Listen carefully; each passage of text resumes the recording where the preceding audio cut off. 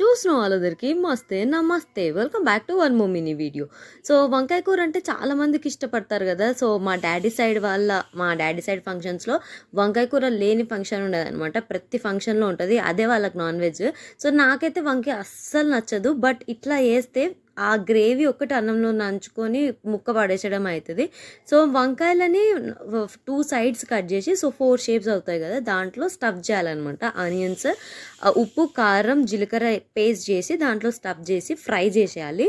ఇది ఒకసారి ట్రై చేయండి. వంకాయ ఇష్టం లేని వాళ్ళు కూడా మంచిగా తింటారు. నాకైతే బిలీవ్ మీ, నాకు టేస్ట్ చాలా బాగా నచ్చింది. సో మిగిలిన ఏదైతే ప్యూరీ ఉంటుందో అది కూడా ఆనియన్స్లో వేసేసుకొని కలిపేసుకోవాలన్నమాట. ఒక 20 మినిట్స్లో ఈజీగా అయిపోతుంది. చాలా క్విక్గా అవుతుంది అండ్ చాలా టేస్టీగా కూడా ఉంటుంది.